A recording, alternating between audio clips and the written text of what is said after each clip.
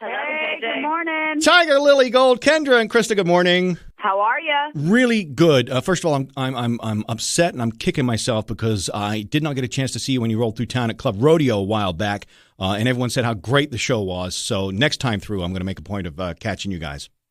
Hey, next time. We will definitely be stopping in Wichita again at some point. Excellent. I love hearing that. You guys are busy. You guys are working hard. Congratulations on the new album, Blonde. We're celebrating that.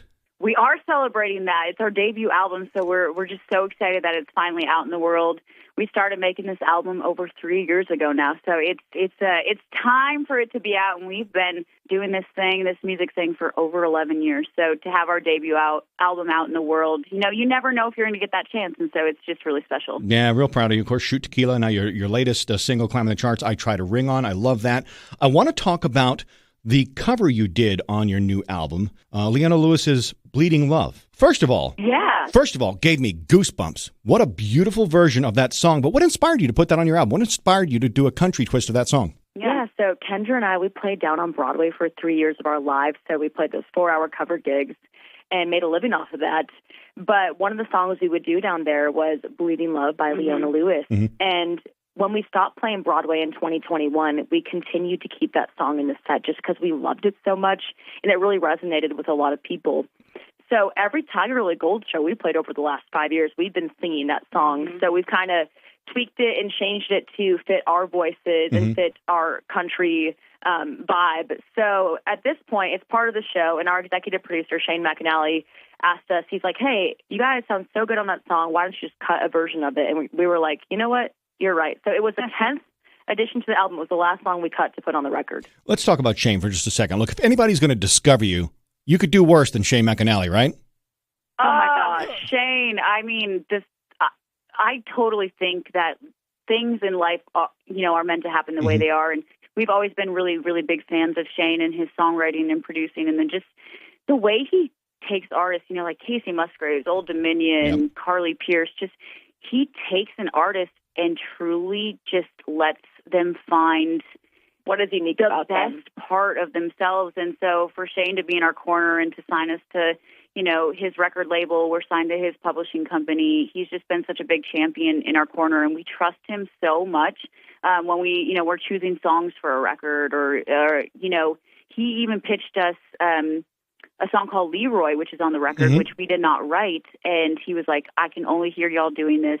Please consider it. He wouldn't, never like, you have to cut this or anything like that. But, and we trust his opinion so highly that, we are going to listen to it probably 90% of the time. So it's so cool to have him in our corner. All right. So the Tigirlily flower, first of all, one of my favorites because it reminds me of back home up in New England. In the summertime, you see them all along the side of the road.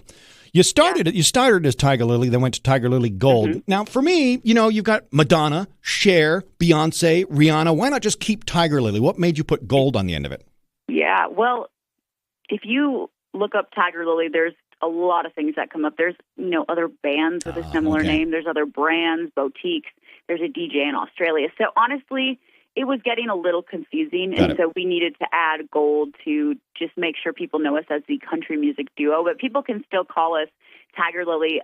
Gold is just, the official name now. But honestly, since we added gold, good. It's been good. Business has been good. Things have happened, so maybe it was meant to be. Yeah, exactly. Best advice anybody gave you? Wow, best advice. There's so much. Honestly, this is a piece of advice from a bass player that played with us for a long time. His name's Scott Pope. He lives in Mississippi now. But I think as far as entertainers, he told us, hey, at the end of the day, the audience, they do not owe you anything. And he's so right. It's like our job is to go out there and entertain and give our best performance, and hopefully they give some love back. But that is how I go into every show. Good. I love that. You have faced some challenges while touring, like the heat and sticky bras. Now... Yes, you did see that, I'm sure. I did see that on TikTok. And it's funny, I came across that because over the weekend I was in Chicago with my brother-in-law, and we had this whole weird conversation about this product for men called Happy Nuts, which is like an all-over deodorant. Anyway, what other unexpected things have come up on tour that kind of caught you off guard? Well, flight cancellations are very fun. Yes. That was actually the same gig. It was just a very chaotic day, but obviously we had to get from Fargo, North Dakota to Iowa, and we were planning on flying, but our flights canceled, so we had to drive unexpectedly 7 hours that day to make the gig frantically. And then that same gig, my sticky boobs just fell off. Well, so sure. I mean, look, that happens. we're really, life on the road, you got to roll with the punches. Exactly. Looked like you had a ton of fun in Scotland. Looked pretty amazing. Oh my goodness, yeah. The last 2 years we've gotten to go over to the UK. Our song "Shoot Tequila" has done so well over there. We're so grateful for that. So getting to know these UK fans and being in places like Scotland and London and all these places for the first, we got to go to Paris. So it's just really incredible. The fans over there are absolutely amazing. Sure. We can't wait to go back already. Krista, you seem to be the adventurous eater on the TikTok anyway, trying things like haggis and Turkish delight. So between the two of you, Kendra and Krista, what's that one food you like the least? Ooh, like the least?